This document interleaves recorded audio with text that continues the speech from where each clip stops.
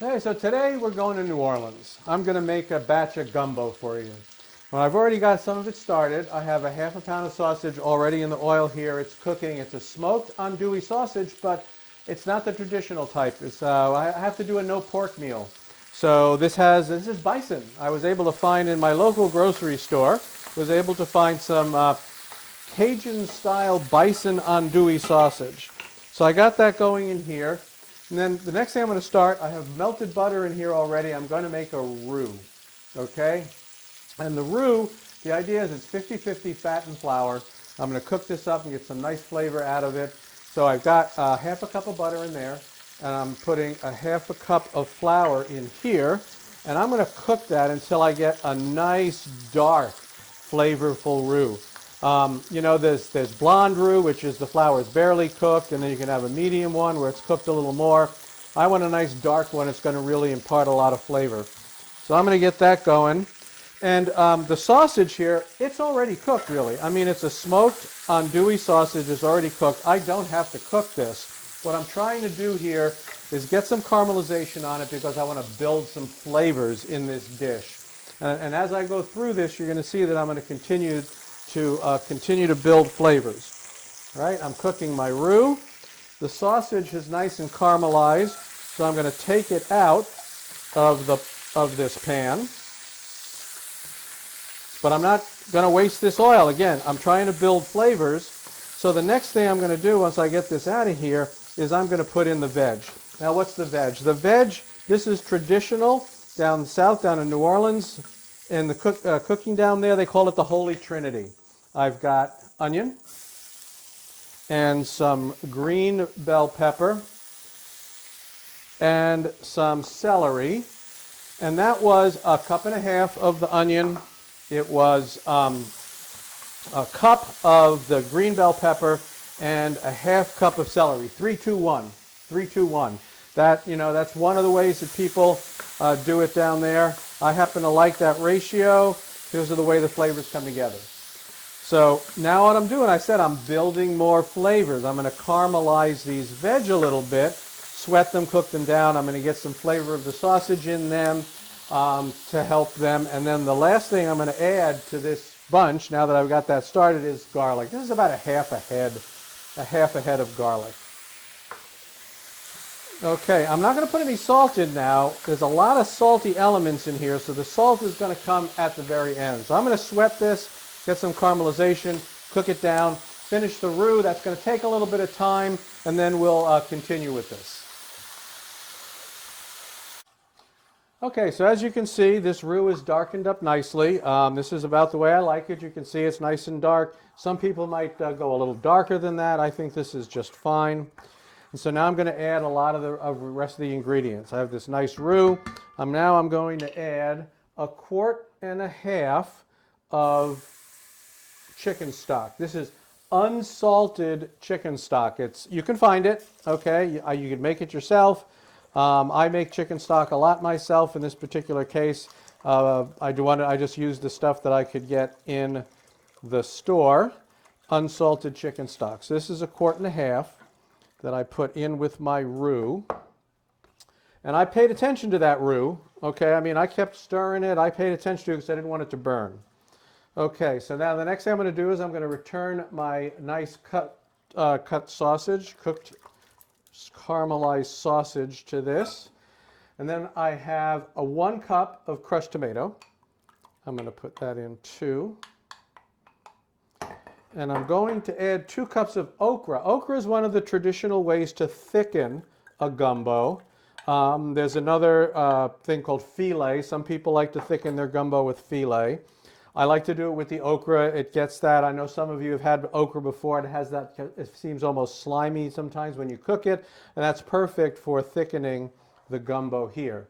So now I've done that. Here's my sautéed veg. They came out looking very nice. I'm going to put those in here too.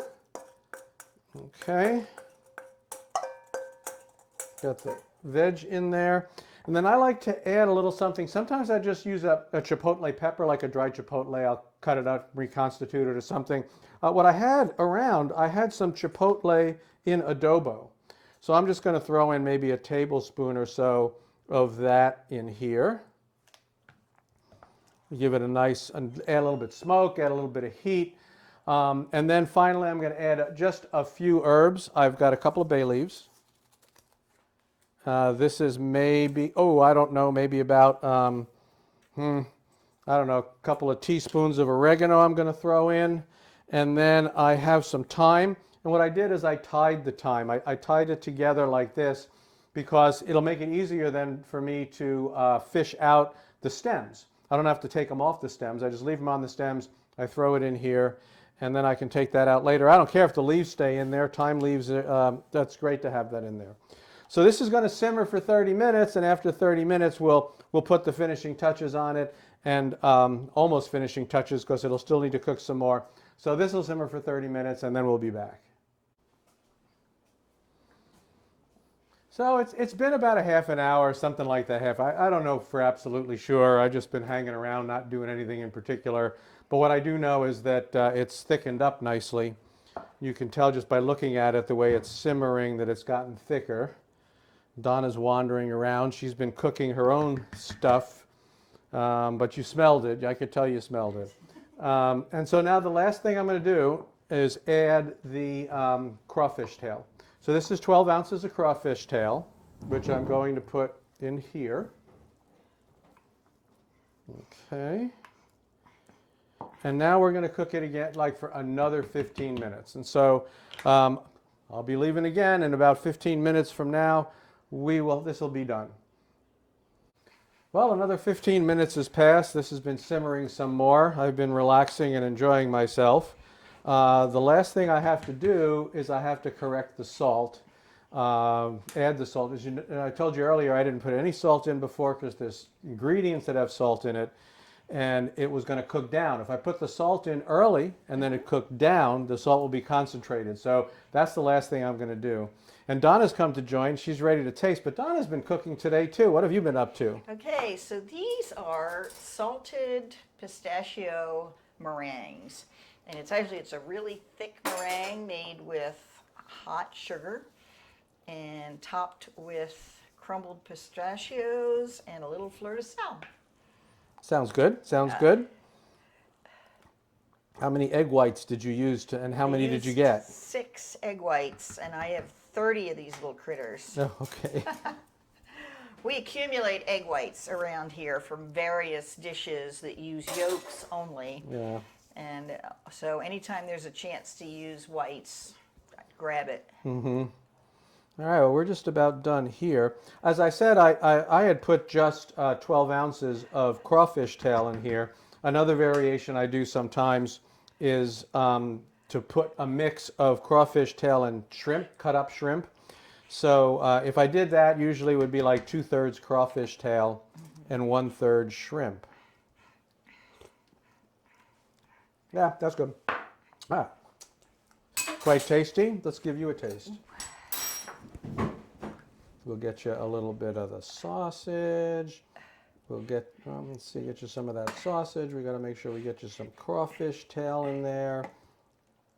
Yeah, I will fish out the, I will ultimately fish out the bay leaf and the thyme bunches, but why don't you give that a try? Right. Tell me what you think. All right.